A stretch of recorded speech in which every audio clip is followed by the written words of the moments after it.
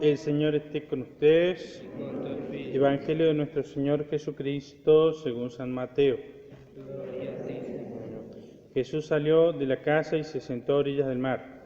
Una gran multitud se reunió junto a él, de manera que debió subir a una barca y sentarse en ella mientras la multitud permanecía en la costa. Y entonces él les habló extensamente por medio de parábolas. Les decía: el sembrador salió a sembrar. Al esparcir las semillas, algunas cayeron al borde del camino y los pájaros la comieron. Otras cayeron en terreno pedregoso, donde no había mucha tierra, y brotaron enseguida porque la tierra era poco profunda, pero cuando salió el sol se quemaron y por falta de raíz se secaron. Otras cayeron entre espinas y éstas al crecer las ahogaron. Otras cayeron en tierra buena y dieron fruto, unas 100, otras 60, otras 30. El que tenga oídos para oír, que oiga. Los discípulos se acercaron y le dijeron: ¿por qué les hablas por medio de parábolas?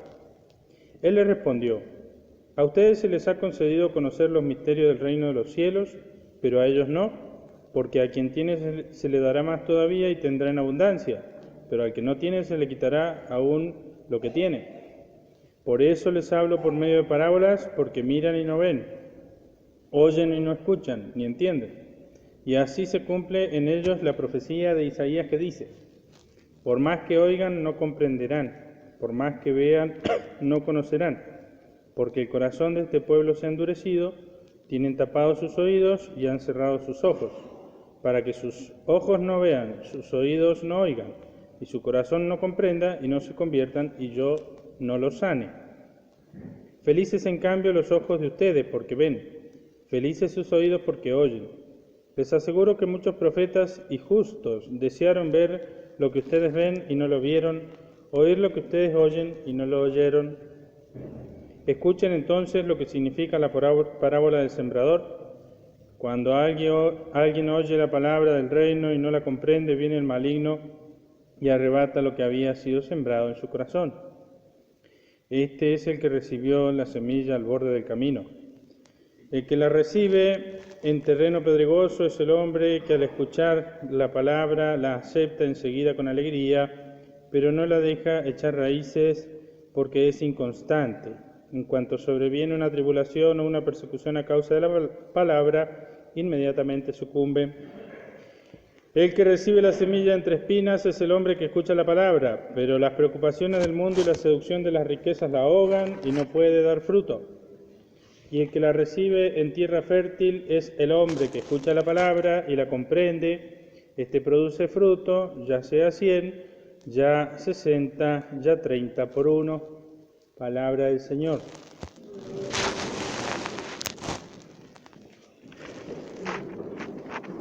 Ave María Purísima.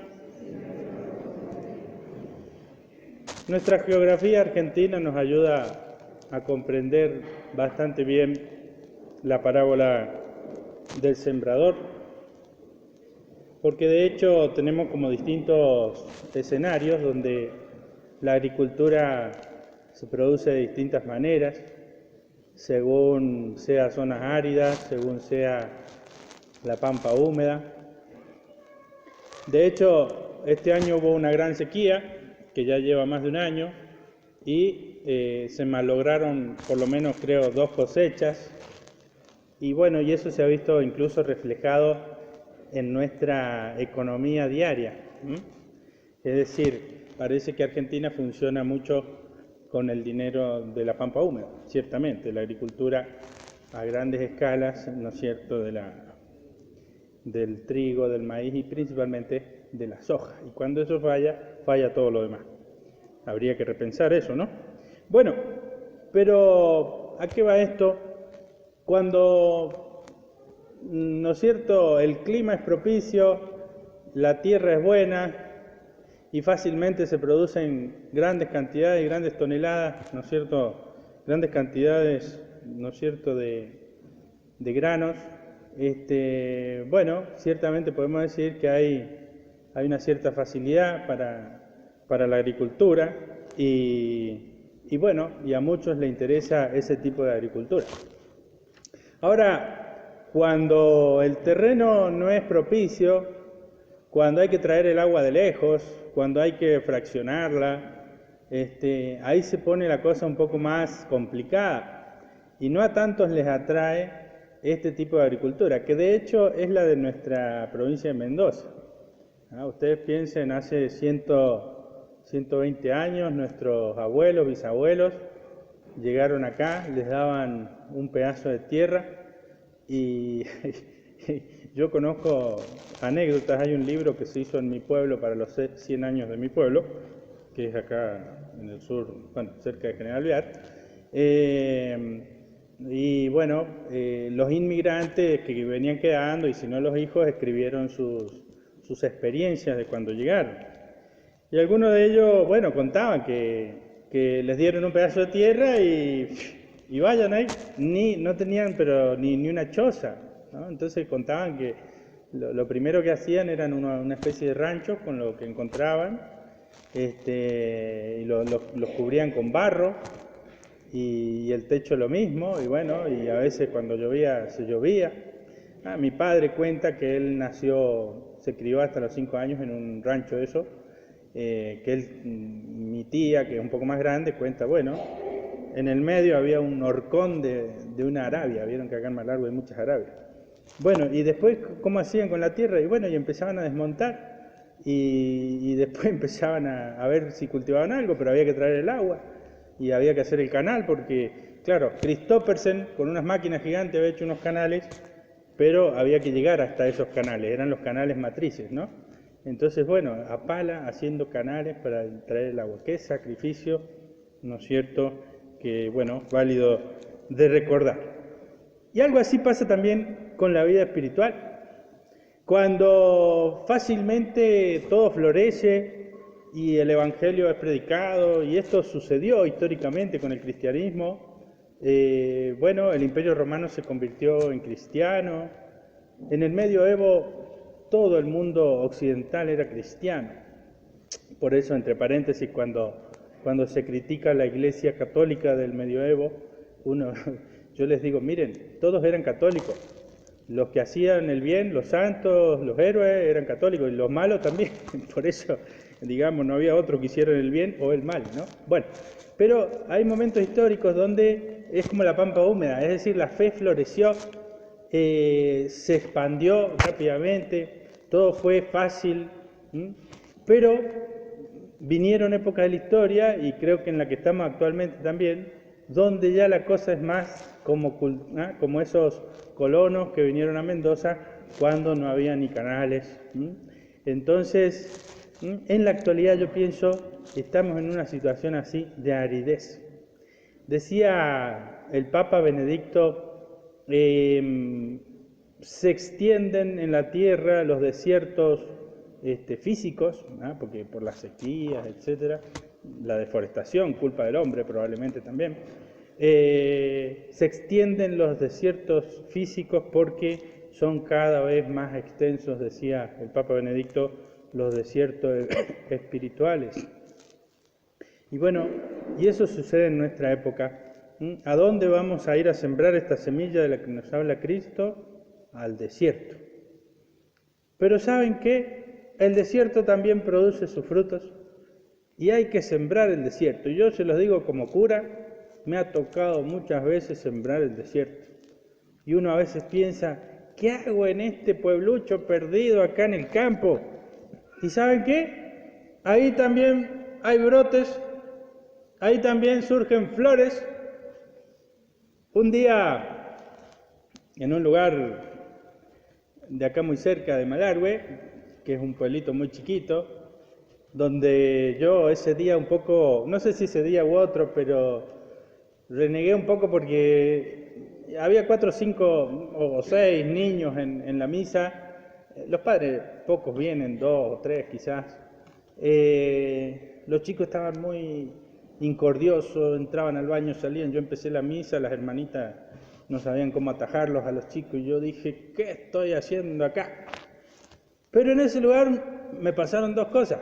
Una fue que en esa misa, lo he contado otras veces, que era en el contexto de la Navidad, tuve una idea que nunca, predicando a los chicos, o a las hermanas más que a los chicos, o a las pocas personas mayores que había, me vino una idea que nunca me había venido, que era la encarnación del Hijo de Dios termina no en el pesebre, sino que termina cuando nosotros recibimos a Jesús en la Eucaristía.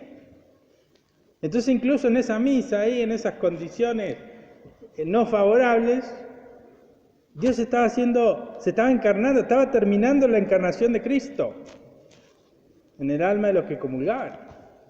Entonces ese día, cuando me vino esa idea, que no me había venido nunca en otro lugar, dije, nunca más voy a renegar de dónde me toca dar misa. Y caminando con las hermanas por ese pueblito, hay una cruz, y abajo de la cruz había una flor, pero es árido, como es Malargüe, ¿vieron que? Entonces le dije a las hermanas, miren, flores en el desierto. Creo que se lo dije en inglés para presumir, porque flowers on the desert, ¿no?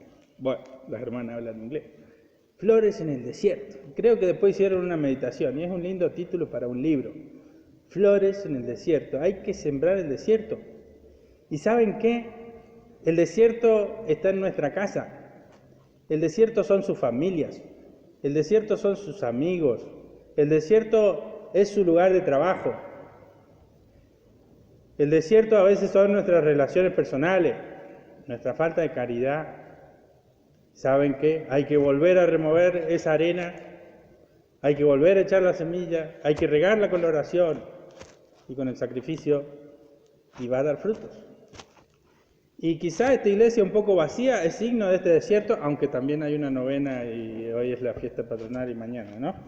Bueno, pero sí, se ve la disminución de los fieles en la iglesia, ciertamente.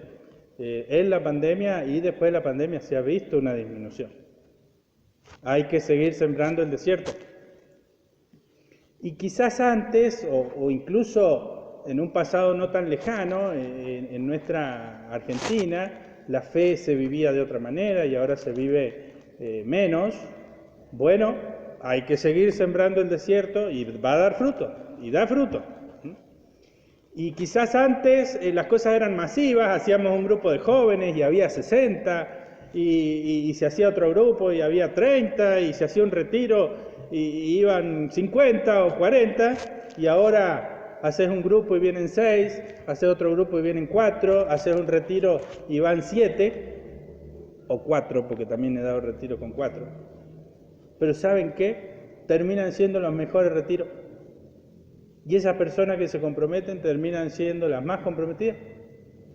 Hay que sembrar en el desierto, a pesar, ¿no es cierto?, de que justamente esta aridez nos asusta, ¿eh? Así como al agricultor cuando sale a ese arenal seco y dice, esto tengo que arar, tengo que sacar todas estas piedras, y acá es donde voy a sacar fruto, sí, ahí. Hay una anécdota interesante de los padres del desierto. Se cuenta que uno que se había hecho monje fue a hablar con otro monje, un anciano, y le dice, mire, anciano, vengo a hablar con usted, pero no sé si usted me va a dar otro consejo, pero yo estoy ya decidiendo irme de acá del desierto porque realmente soy un desastre en la vida religiosa. Me levanto a cualquier hora, como a cualquier hora, soy todo desordenado, la oración un desastre, no tengo, bueno, creo que no sirvo para ser monje, dice. Y el otro monje dice, bueno, vamos a orar, dice, bueno, orar, dice, mira, te voy a contar una anécdota, dice. A un joven recibió en herencia un terreno, podríamos decir 2 hectáreas, y dice, cuando él fue a ese terreno y vio que estaba todo tan lleno de maleza y yuyo, y dice que se tiró ahí y dice, no, esto para qué me va a servir. Y pasó otro y le dijo, ¿qué pasó? No, esto me tocó en herencia, ¿y por qué no lo empezás a limpiar? No, pero mirá lo que es. Dice, bueno, hacé todos los días algo, dice, limpia por lo menos el lugar donde te vas a echar a descansar. Y dice que bueno, le hizo caso, empezó, hoy limpió 2 metros cuadrados, al otro día 4, y ya después de 1 mes y medio tenía todo el terreno limpio, con valor. Bueno, entonces le dijo el monje viejo al joven, le dice, bueno, haz lo mismo en tu vida. Hoy ordená tu oración, mañana ordená tus horarios de descansar, después ordená tu trabajo, porque los monjes también hacían trabajo manual, tejían, ¿cómo se llama esto?, canastas. Bueno, y así hizo la oración, el trabajo, el alimento, y así ordenó su vida y llegó a ser un virtuoso monje. Por eso, ya sea en nuestra vida personal, y de ahí hay que empezar, el desierto hay que empezar a sembrarlo en nuestra propia alma primero, ¿bien? Con la palabra de Dios. Tenemos el alimento, esta semilla puede significar dos cosas. En primer lugar, la palabra de Dios, que es Cristo mismo, porque Cristo es la palabra que Dios ha enviado a hablarnos y todo lo que Él nos ha dicho. Y también Cristo Eucaristía es esta semilla. Fíjense que justamente el pan con el que se hace la Eucaristía es trigo molido. Así que también es muy significativo esto, ¿no? La Eucaristía también como alimento nuestro. Bueno, empezar por nosotros, empezar por sembrar nuestra alma, por cultivar la oración, la buena lectura, la obra de caridad, empezar por tener actitudes cristianas en nuestra familia, empezar a trabajar el jardín de la familia. Yo digo, un papá de familia es el jardinero del hogar, debería ser un papá de familia el jardinero del hogar. La mamá va a ser la que va a recolectar los frutos. Bueno, siempre no.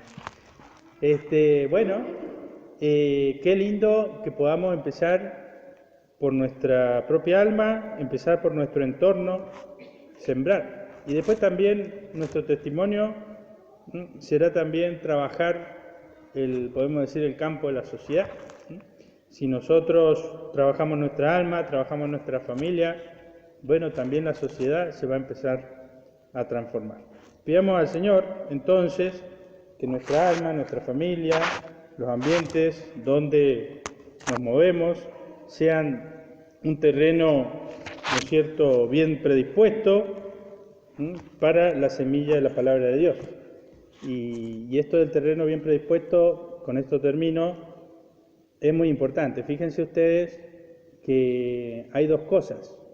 La semilla, por más espectacular que sea, y imagínense, el Hijo de Dios, Jesucristo, es la semilla, es la palabra de Dios. Pero nosotros tenemos que preparar el terreno. ¿Para qué? Para que, esa semilla pueda dar su fruto. Ave María Purísima.